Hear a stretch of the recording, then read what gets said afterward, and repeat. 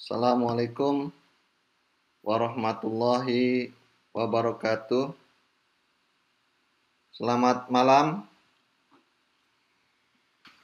Malam hari ini kita akan meneruskan kuliah kita, yaitu mata kuliah metode penelitian pendidikan, di mana pada minggu lalu kita sudah membahas tentang jenis-jenis rumusan masalah penelitian terakhir ya. Rumusan masalah penelitian itu adalah ada 3 secara garis besar. Yang pertama adalah rumusan masalah deskriptif, yaitu rumusan masalah yang menanyakan suatu variabel secara mandiri, suatu objek secara mandiri, tidak dikaitkan dengan variabel atau objek lainnya. Contohnya, bagaimana kemampuan pemecahan masalah matematika siswa SMP XYZ misalnya. Atau misalnya, bagaimana keterlaksanaan pembelajaran berbasis kontekstual pada pelajaran matematika di SD XYZ misalnya. Jadi hanya menanyakan variabel keterlaksanaan PBM berbasis kontekstual. Nah, yang kedua adalah rumusan masalah komparatif. Rumusan masalah komparatif itu adalah rumusan masalah yang mengkaitkan 2 atau lebih variabel dengan cara pendekatan perbandingan. Misalnya, perbandingan ini ada 2, ada perbandingan murni dan ada perbandingan yang kausalitas. Perbandingan murni itu perbandingan yang hanya membandingkan 2 fenomena atau 2 objek.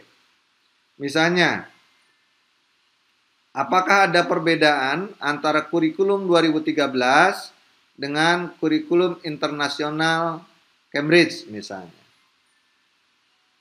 Atau misalnya, apakah ada perbedaan antara pembelajaran kooperatif tipe Jigsaw dengan TGT, Team Games Tournament?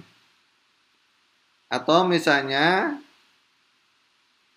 kita ingin melihat adakah perbedaan efektivitas pembelajaran fisika pada era pandemi COVID-19 dengan sebelum era pandemi COVID-19, misalnya begitu. Nah, yang kedua yang sering kita lakukan adalah dalam proses penelitian kita dapatkan yaitu penelitian rumusan masalah komparatif yang kausalitas ini, yaitu yang ada pengaruh. Misalnya, adakah pengaruh jenis kelamin terhadap ketekunan bekerja seorang siswa?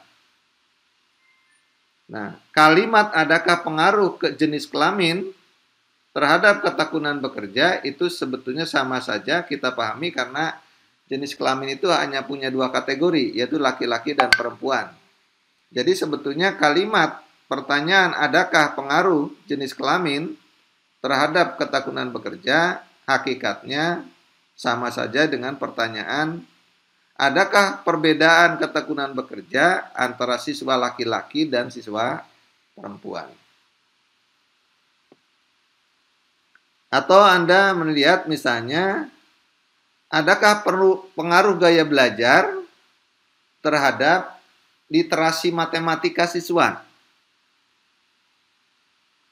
Nah, dalam konsep psikologi, salah satunya menyatakan bahwa gaya belajar itu terdiri atas 3 kategori, 3 jenis.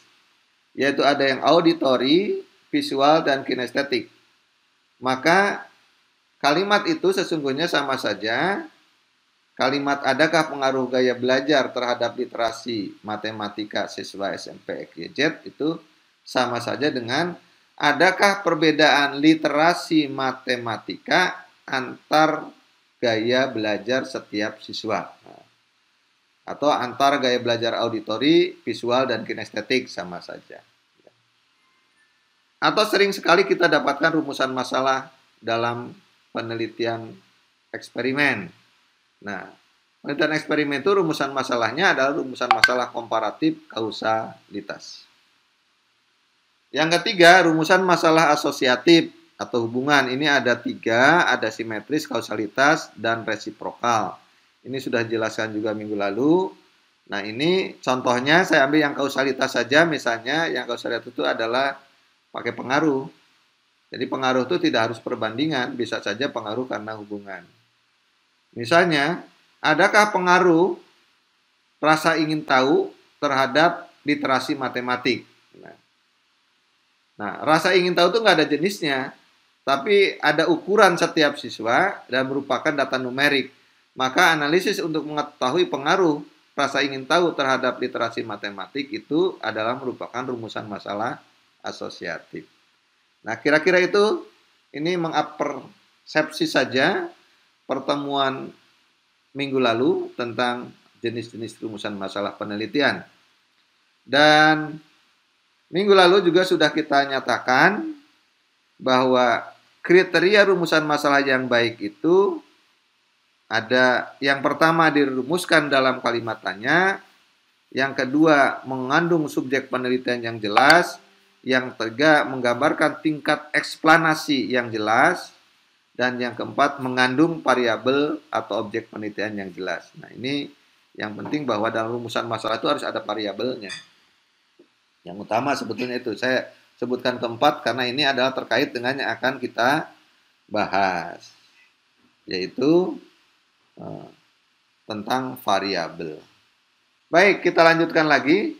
Jadi, variabel itu adalah konsep dari suatu atribut yang ada pada subjek penelitian. Jadi, subjek penelitian itu bisa orang, bisa binatang, bisa tumbuhan, bisa barang atau lainnya, ya. Yang punya gejala bervariasi. Jadi tidak mungkin variabel itu cuma satu. Kalau cuma satu namanya konstanta atau apa namanya? Ya hal yang sudah spesifik. Variabel itu bahasa lainnya orang ada yang sebut generik. Nah, masih generik, masih umum gitu ya. Ditinjau jenisnya ada 2. Kalau ditinjau dari berdasarkan banyaknya variasi, yaitu variabel kategorik dan variabel numerik. Manfaatnya apa? Tadi seperti pertanyaan Pak Ijudin untuk membedakan mana rumusan masalah asosiatif dan mana rumusan masalah komparatif. Variabel juga bisa dibedakan berdasarkan cara memperolehnya.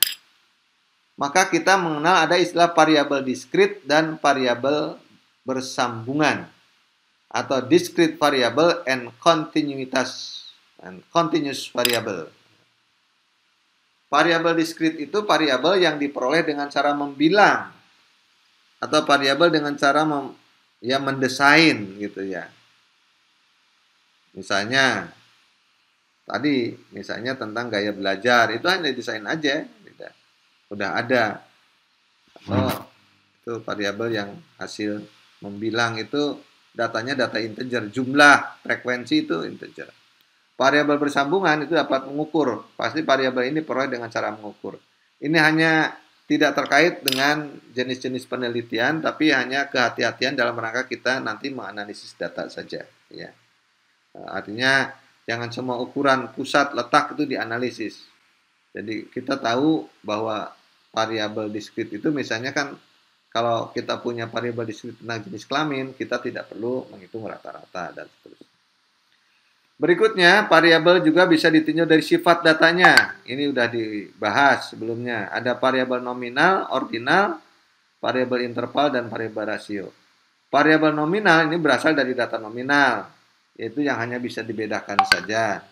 Contohnya apa? Jenis kelamin, gaya belajar, model pembelajaran, media pembelajaran, gitu kan, golongan darah. Variabel ordinal, variabel yang berasal dari data ordinal, yaitu yang selain bisa dibedakan, data-datanya bisa diurutkan. Contohnya apa? Tingkat pendidikan, gitu ya, tingkat pendidikan, golongan kepegawaian, dan seterusnya. Variabel interval adalah variabel yang berasal dari data interval, yaitu selain bisa dibedakan, datanya bisa diurutkan dan punya jarak yang sama antara data satu dengan data yang lain. Nah, contohnya apa? Temperatur. Semua ukuran-ukuran psikologis, hasil belajar, termasuk literasi matematik, kemampuan komunikasi matematik, literasi sains, sikap ilmiah, ya, ketekunan belajar, dan sebagainya. Itu adalah interval. Variabel rasio ini variabel yang berasal dari data rasio, yaitu cirinya selain bisa dibedakan, diurutkan, punya jarak yang sama antar data, juga punya nilai nol mutlak. Contohnya apa? Ini dalam data-data sains, misalnya berat, tentang usia, ya itu kan gitu ya, kira-kira itu. Oke. Juga penelitian variabel dalam penelitian juga bisa ditinjau dari aspek sebab akibat, kausalitas. Kalau ditinjau dari kausalitas, kita mengenal ada variabel endogen dan variabel eksogen. Istilah ini banyak berkembang dalam penelitian yang menggunakan pendekatan statistik analisis jalur. Ya. Variabel endogen itu adalah variabel yang dimasuki. Dalam bahasa lain bisa boleh sebut variabel terikat atau dependent variable. Sedangkan variabel eksogen adalah dalam istilah lain termasuk variabel yang keluar, yaitu variabel yang mempengaruhi. Adalah disebut juga variabel bebas, ya kira-kira gitu. Oke. Selain itu, jenis variabel juga, nah ini bisa ditinjau dari hubungan antar variabel. Ini yang perlu Bapak Ibu pahami lebih dalam lagi, kalau yang tadi just knowledge. Nah, dalam konteks hubungan antar variabel, kita mengenal ada variabel terikat.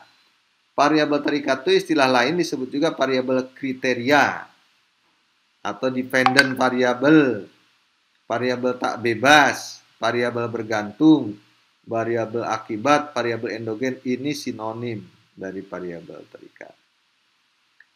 Ada variabel bebas.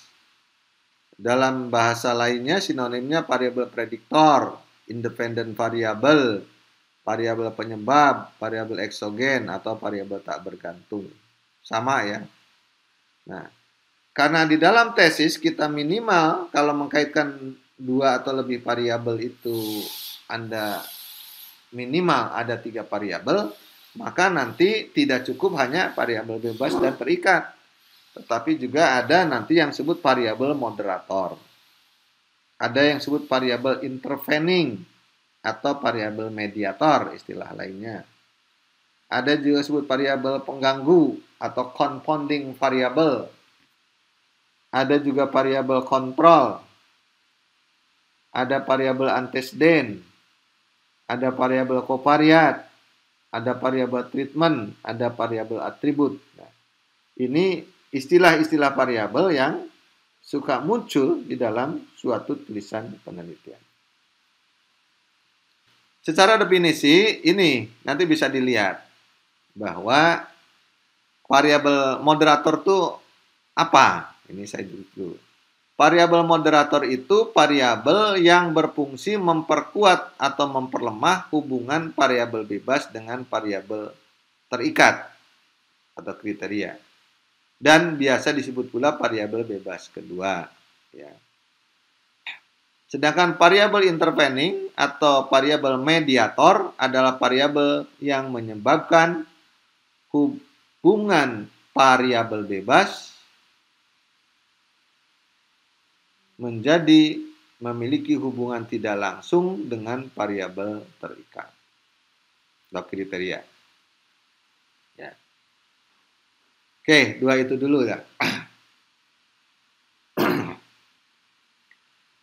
Gini, dalam penelitian skripsi misalnya, ini tadi menyambung pertanyaan Pak Kasim, bagus sekali. Di skripsi misalnya Pak Kasim itu meneliti adakah pengaruh fasilitas belajar di rumah terhadap literasi sains siswa misalnya. Karena untuk tesis, maka Anda tambah 1 variabel lagi. Misalnya nambahnya itu variabel bebas. yaitu yang tadinya hanya variabel bebasnya hanya fasilitas belajar di rumah, kemudian sekarang ditambah dengan misalnya aktivitas belajar di kelas misalnya. Sehingga rumus masalahnya menjadi adakah pengaruh fasilitas belajar di rumah dan aktivitas belajar di sekolah atau di kelas terhadap literasi matematik. Nah, variabel bebas kedua aktivitas belajar ini kita lihat apa dia moderator atau dia intervening. Dia sebagai variabel moderator sebetulnya kedudukannya itu kalau moderator itu dia memperkuat atau memperlemah hubungan antar variabel. Jadi keberadaan variabel aktivitas belajar di sekolah itu apakah kontribusinya lebih besar menjadi setelah berdua tadi atau bahkan menjadi lebih kecil pada saat hanya satu variabel bebas. Itu yang disebut variabel moderator. Sebetulnya saya sering mengilustrasikan begini, kalau variabel moderator itu, katakanlah saya akan mengangkat sebuah meja. Artinya ada energi yang saya keluarkan terhadap meja itu, lalu berapa energi yang saya keluarkan? Kemudian datang orang ketiga. Nah, orang ketiga ini bisa memperkuat, bisa memperlemah saya dalam mengangkat meja. Tergantung orangnya. Kalau yang datang misalnya Pak Kasim, maka akan memperingan saya dalam mengangkat meja. Tapi kalau yang datang adalah ucuk-ucuk anak balita umur 2 tahun, maka saya kan harus jagain anak balita jangan sampai tertindih meja. Maka ini menjadi memperberat saya. Nah, itu kira-kira yang disebut pada moderator. Paradigmanya begitu. Atau sering secara kelakar saya sampaikan anekdot gini. Hubungan suami istri. Variabel bebasnya suami, variabel terikatnya istri. Keratan hubungannya. Muncul orang ketiga. Nah, muncul orang ketiga itu bisa hubungan suami istri makin erat, bisa makin renggang. Tergantung orang ketiganya. Kalau orang ketiganya misalnya adalah anak hasil buah kasih mereka, maka biasanya hubungan suami istri ditambah kehadiran anak sebagai orang ketiga, maka ini memperkuat hubungan. Tapi kalau orang tiganya yang datang mantan waktu di SMA, nah misalnya ini bisa memperlemah kira-kira. Itu yang disebut variabel moderator, fungsinya memperkuat atau memperlemah. Sedangkan variabel intervening itu variabel mediator, variabel disebut juga variabel perantara. Misalnya tadi Anda hubungan atau pengaruh fasilitas belajar di rumah terhadap literasi matematik. Muncul variabel kedua, variabel bebas kedua ini bisa berfungsi sebagai intervening kalau memang memungkinkan bahwa variabel bebas pertama tadi bisa mempengaruhi variabel bebas kedua dan kemudian mempengaruhi variabel terikat. Jadi tidak langsung. Atau contoh sederhananya begini. Pak Kasim mau menjual mobil dan Pak Gunawan mau beli mobil. Maka kalau Pak Kasim langsung menjual pada Pak Gunawan itu namanya langsung. Muncul orang ketiga, misalnya ada Bu Ristama Aloho. Bu Ristama Aloho itu ada maklar atau dia punya jasa penjualan mobil. Karena tadinya takut tidak laku, maka Pak Kasim ini menjual mobil ke Pak Gunawan melalui mediator, melalui perantara yang itu Bu Ristama. Maka Bu Ristama ini kedudukannya sebagai variabel intervening. Contoh yang ini mungkin nih, saya ambil ini sebetulnya udah analisisnya ke bentuk konstelasinya. Nah ini memang ini dikonstelasi Pak. Ini bentuk ini X1, X2Y, ini X2-nya bukan variabel intervening, tapi ini variabel moderator. Yang model kedua, ini adalah X2-nya variabel intervening. Kalau di model pertama, ini nggak ada X1 melalui X2, tetapi ada juga X1 dan X2 bersama-sama ke Y. Kalau dalam model ketiga, ini X1 melalui X2 menuju ke Y atau X3. Contohnya ini, bisa Anda cermati.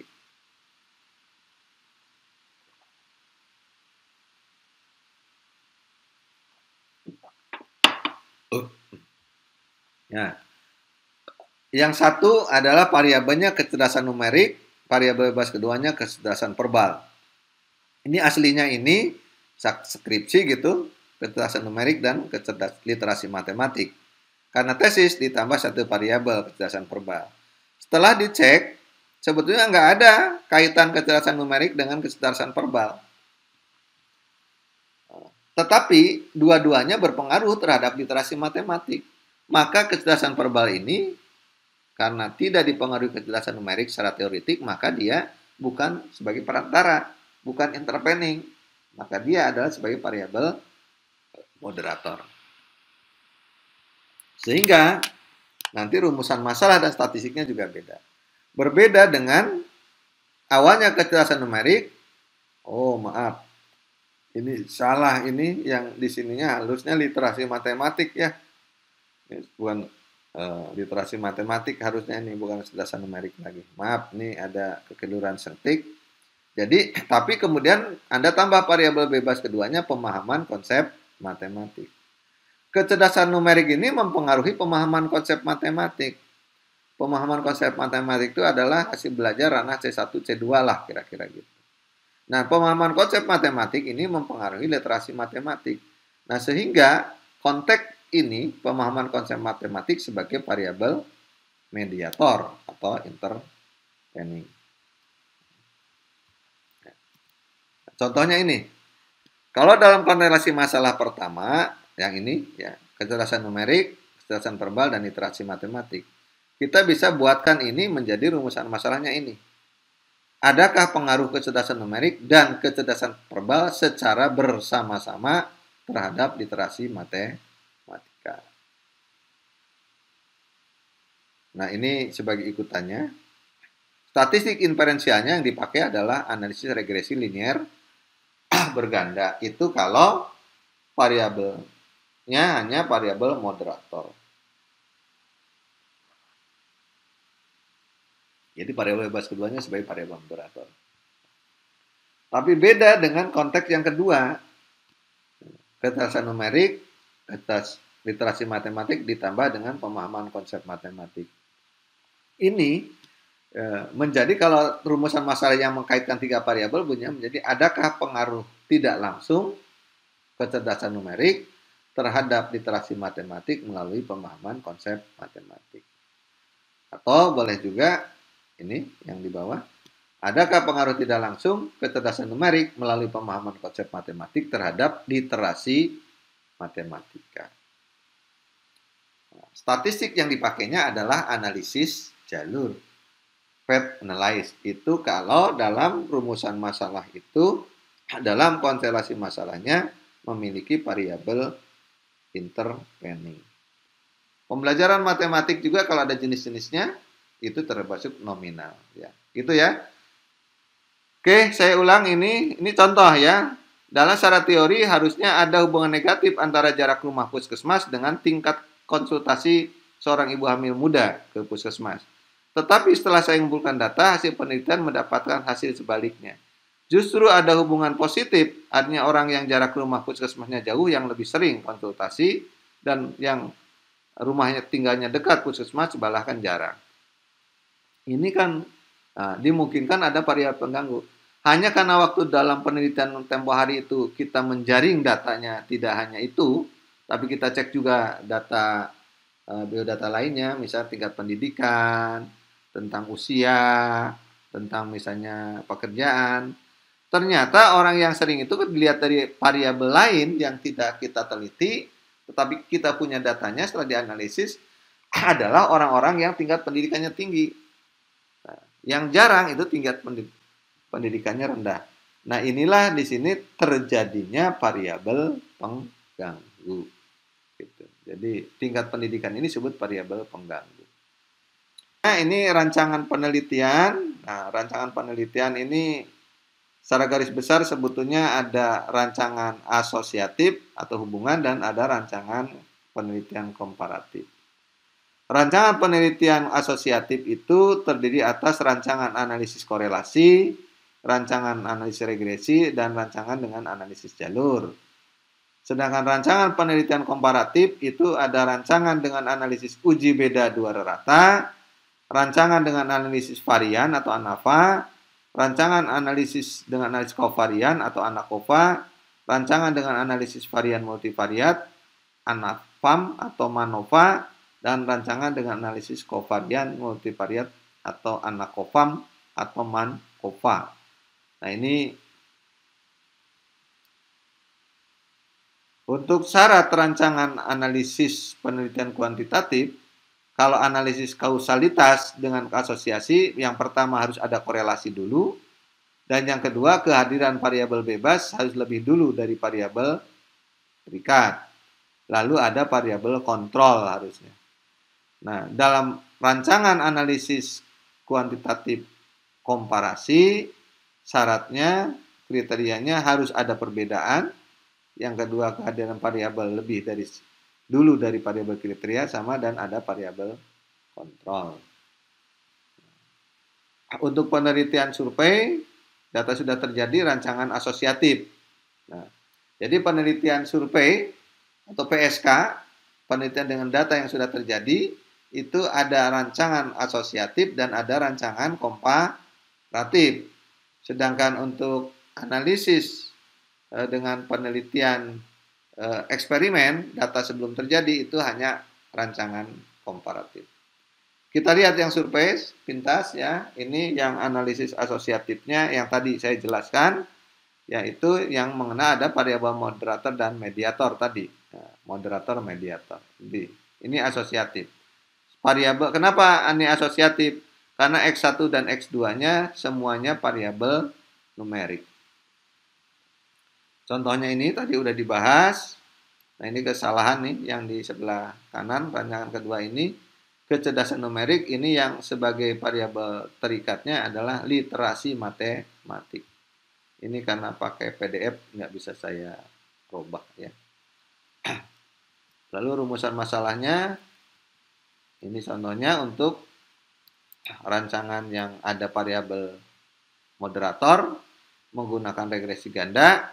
Sedangkan yang ada variabel intervening atau mediator menggunakan analisis jalur. Analisis korelasi itu digunakan untuk analisis asosiatif, rancangan asosiatif yang tidak kausalitas. Ya. Yang tidak kausalitas. Nah, untuk penelitian survei dengan rancangan komparatif ini apabila variabel bebasnya ada yang variabel kategorik. Ini misalnya ini ex post facto. Kalau A-nya ada contohnya ini. Misalnya tipe kepribadian. Tipe kepribadian itu ada yang ekstrovert dan introvert. Pengaruhnya bagaimana terhadap kemampuan komunikasi matematik misalnya. Nah, ini contohnya. Bisa lihat ya, ini hanya saya kira ini dengan ANOVA satu jalan, atau boleh uji beda dua rata-rata kalau hanya kategorinya dua. Ini adalah rancangan penelitian komparasi untuk X post facto faktorial 1 kali 3. Artinya satu variabel bebas dengan 3 kategori. Ya, itu desainnya itu. Ini contohnya, misalnya gaya belajar, variabel bebasnya kan ada gaya belajar visual, auditori, dan kinestetik. Variabel terikatnya hanya satu. Ya, bagaimana? Lalu rumusan masalahnya ini ada X post facto 2 kali 2, berarti ada 2 variabel bebas, masing-masing 2 kategori. Ya. Contohnya, gaya kognitif dan kuriositas. Gaya kognitifnya adalah dependent dan independent, ini kategori asli. Lalu kuriositasnya mengikuti gaya kognitif dibedakan menjadi dua, di level tinggi dan rendah. Sehingga rumusan masalahnya berbunyi seperti ini. Ya. Statistiknya ANOVA 2 jalan. Nah, kalau eksperimen, semua pendekatannya adalah dengan rancangan komparatif. Misalnya ini, yang eksperimen faktorial 1 ke 2 atau static group comparison. Contohnya, pembelajaran daring. Adakah pengaruh pembelajaran daring yang satu dengan Zoom, yang satu dengan Google Meet terhadap kemampuan komunikasi matematik? Ini kalimat contohnya. Statistiknya bisa uji beda dua rata, bisa ANOVA 1 jalan. Ini penelitian komparasi 1/3. Kalau treatmentnya 3 misalnya. Misalnya, adakah ini kadar alkohol terhadap kualitas hand sanitizer? Adakah pengaruh kadar alkohol antara 10%, 20%, 30% terhadap kualitas hand sanitizer begitu ya. Ini ANOVA 1 jalan. Eksperimen kalau untuk tesis faktorial 2x2, misalnya ada 2 variabel bebas masing-masing 2 kategori, dan ini A-nya ada pembelajaran daring. Daringnya yang A1-nya Google Classroom, yang keduanya Webex, kemudian B-nya ada kuriositas. Itu adalah contoh dari model rancangan eksperimen faktorial 2x2 menggunakan ANOVA 2 jalan. Juga ada rancangan ANAKOPA. Ya, ini nanti bisa kita ulang di pertemuan yang akan datang. Sebelum kita membahas yang lainnya, karena sudah terlalu malam saya kira itu. Oh, tidak ada, baik, terima kasih. Assalamualaikum warahmatullahi wabarakatuh.